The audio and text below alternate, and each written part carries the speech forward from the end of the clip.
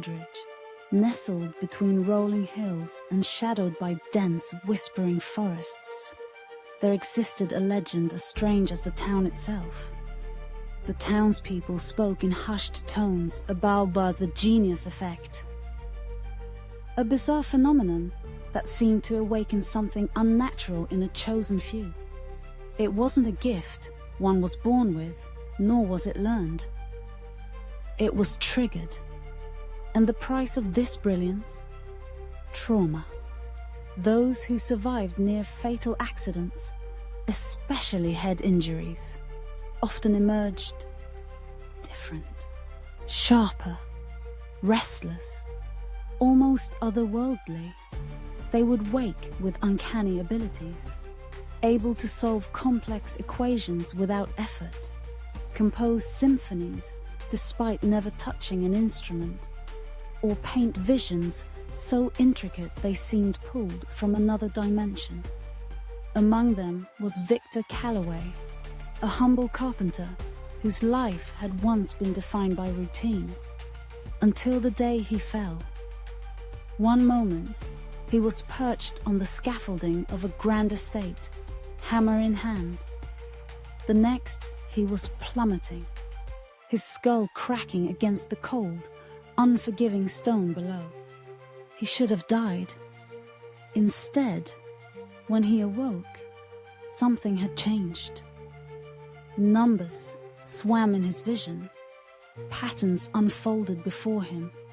Wood grain spoke to him, revealing its weaknesses, its strengths. He could carve masterpieces with precision beyond human capability. But with his newfound brilliance came something darker. Memories that weren't his, knowledge that felt ancient, and an unsettling certainty that he was no longer entirely himself.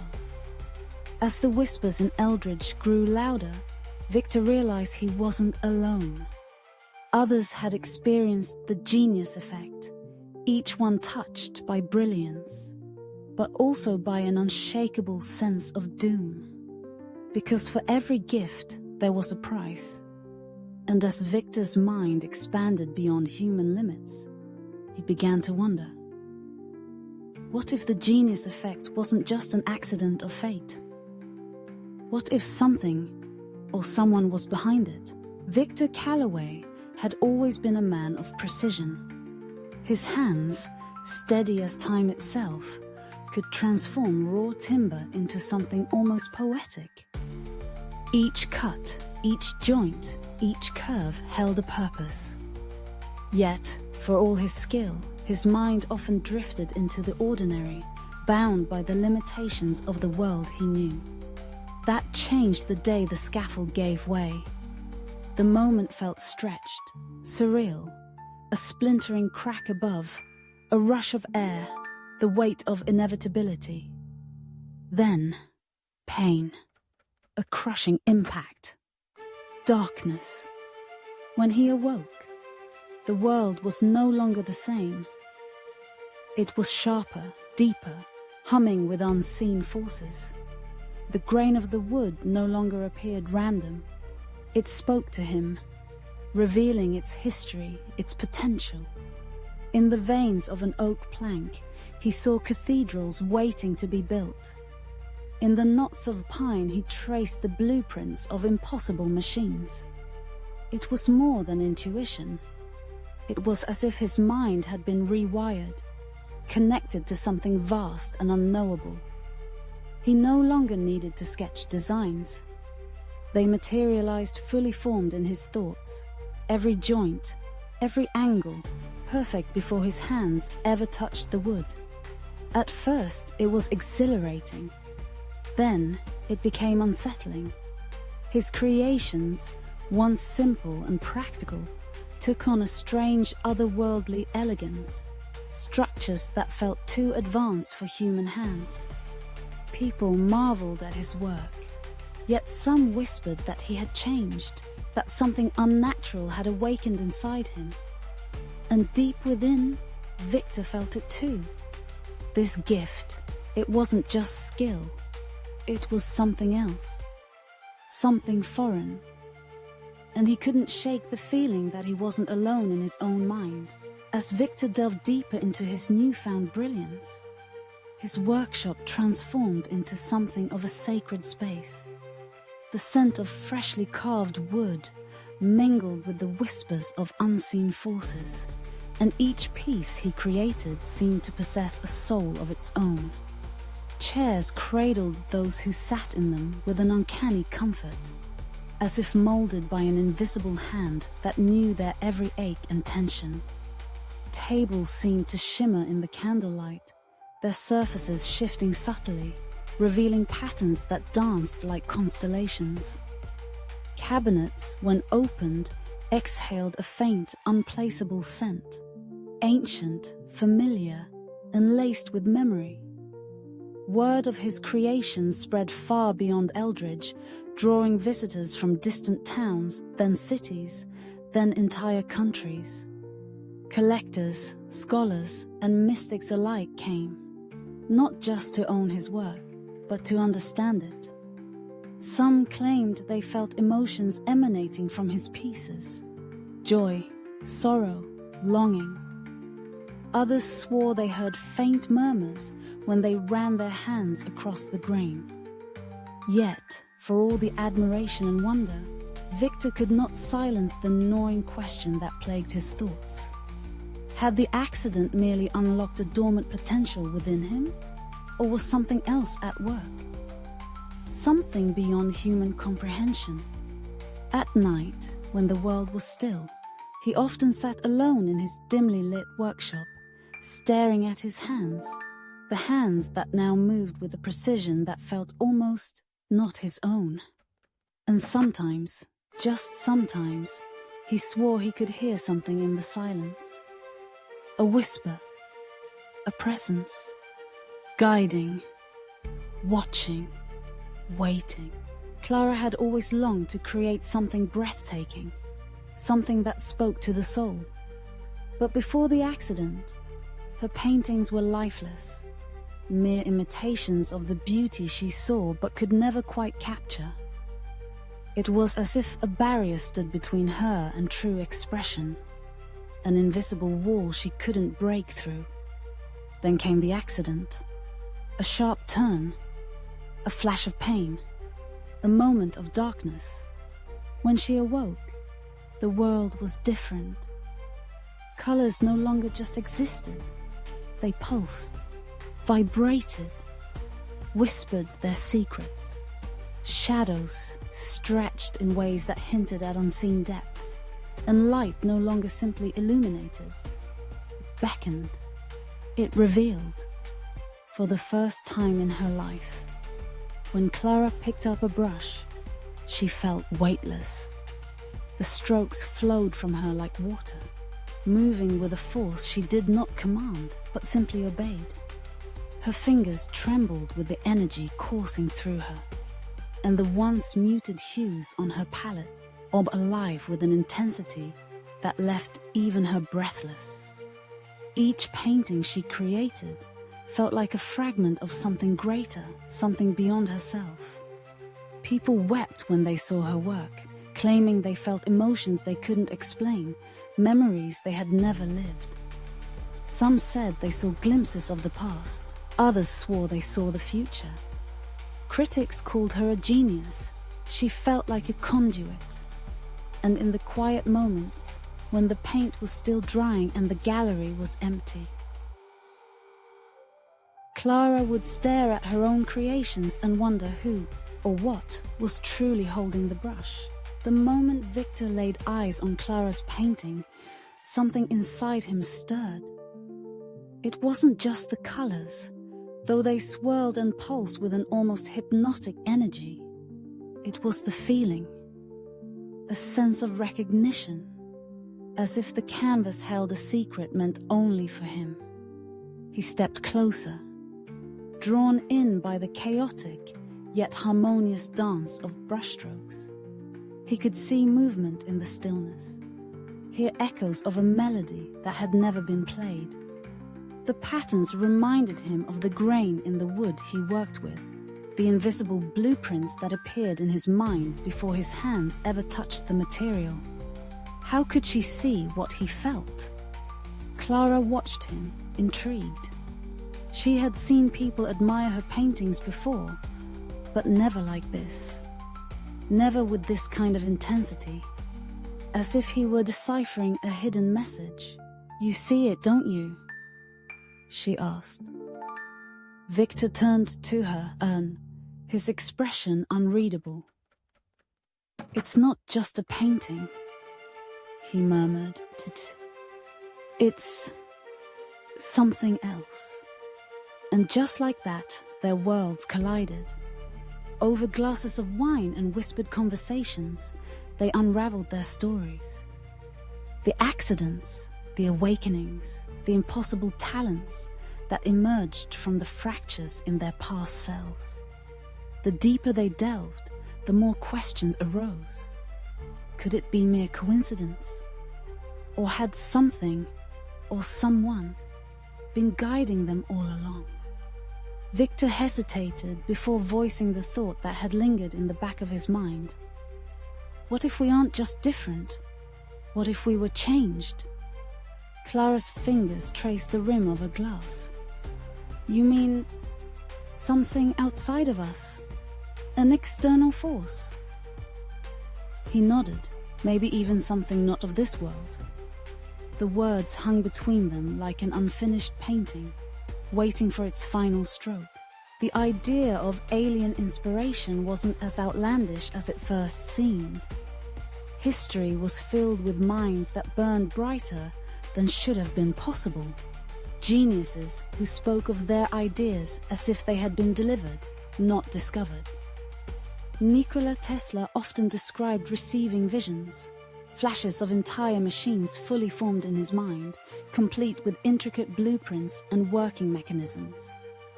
He believed these ideas were not his own, but rather transmissions from an unknown source.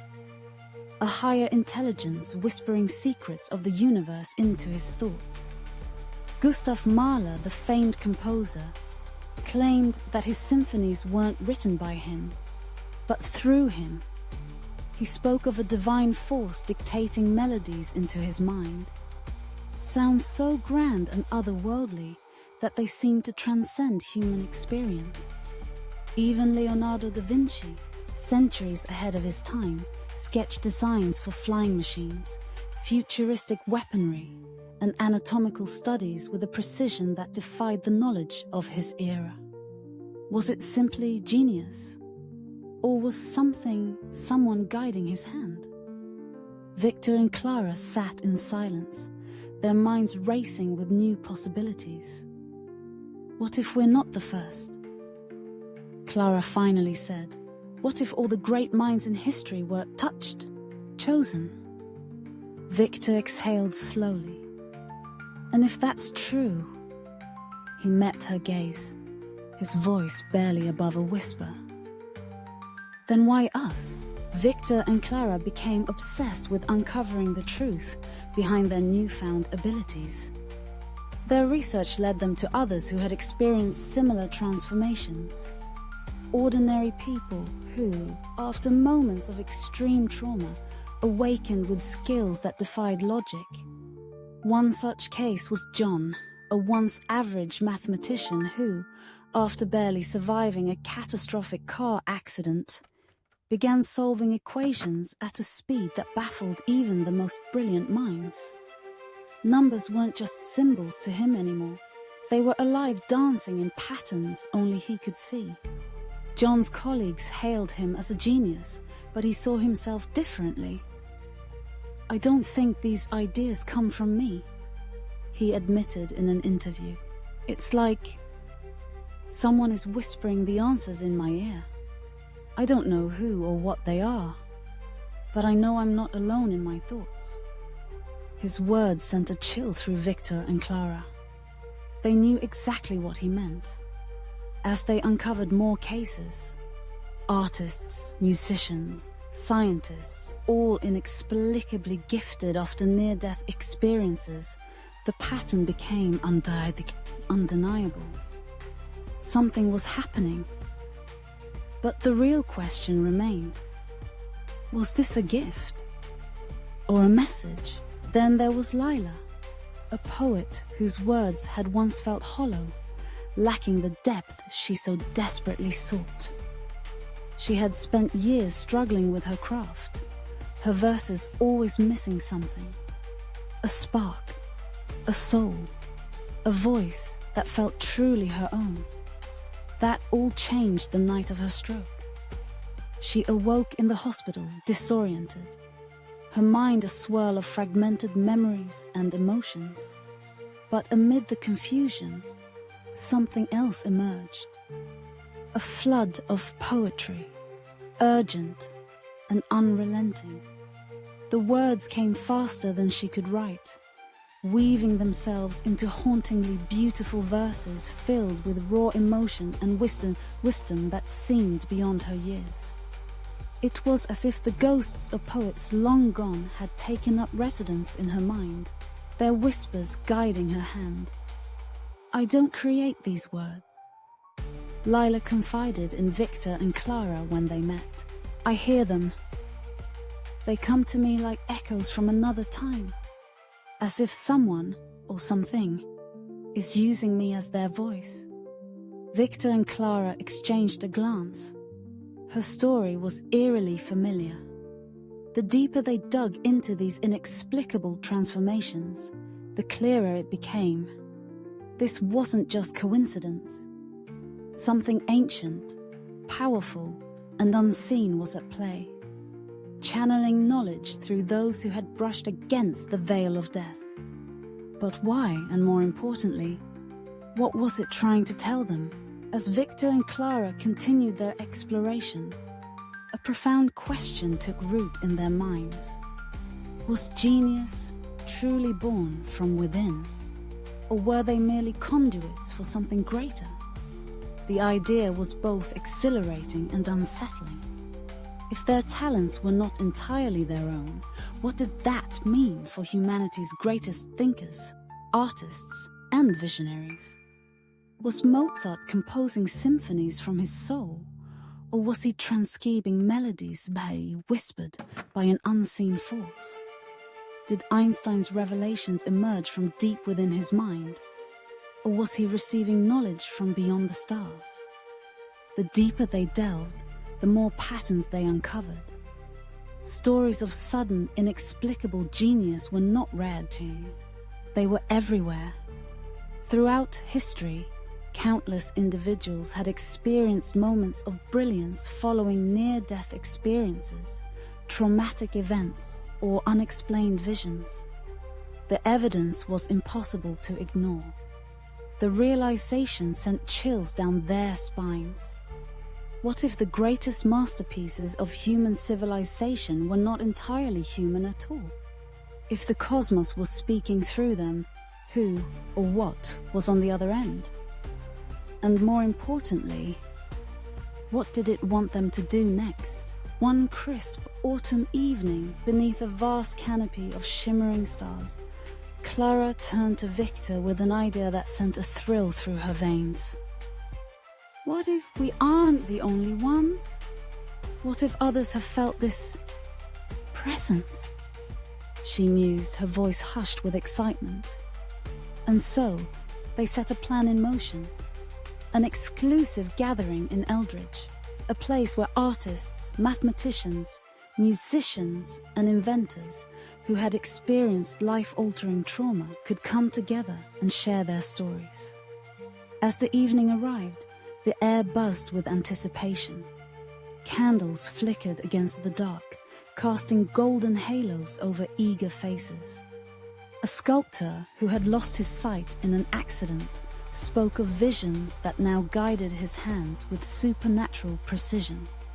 A physicist described waking from a coma with an innate understanding of equations he had never studied. A musician revealed that since a lightning strike nearly took his life, he could compose entire symphonies in his sleep.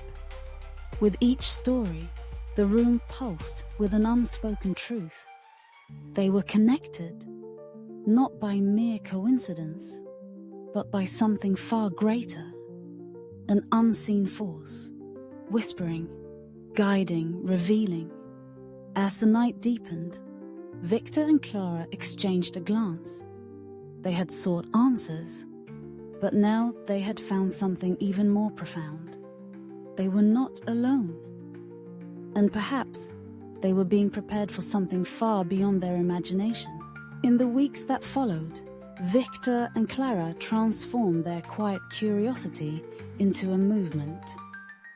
They became advocates for embracing the enigma of inspiration, urging others to reconsider the source of human brilliance. They organized intimate workshops and thought-provoking discussions, inviting not just artists and scientists, but anyone who had ever felt the spark of genius ignite in an unexpected moment. People spoke of dreams that revealed groundbreaking ideas, of sudden flashes of insight that felt like messages from beyond, of creative awakenings sparked by near-death experiences.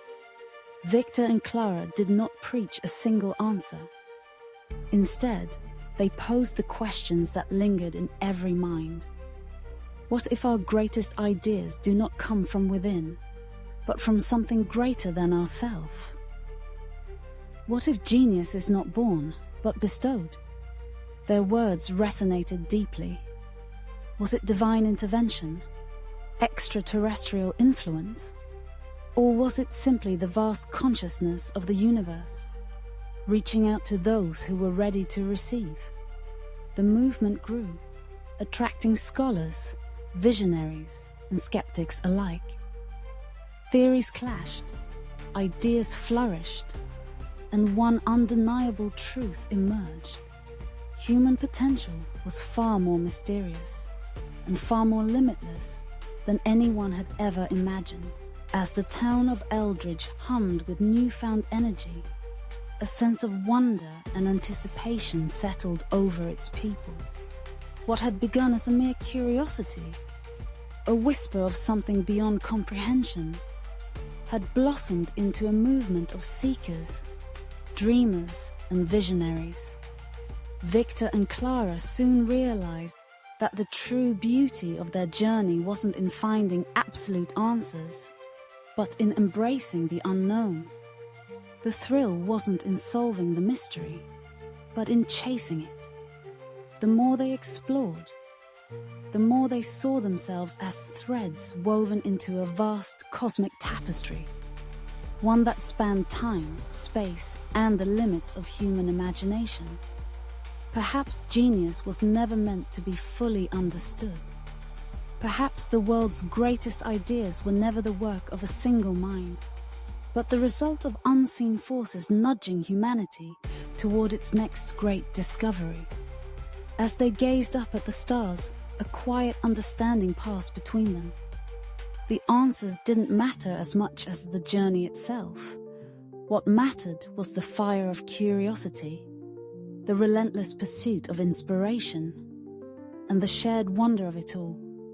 And so, with open minds and restless hearts, they stepped forward into the unknown, into possibility, into the infinite.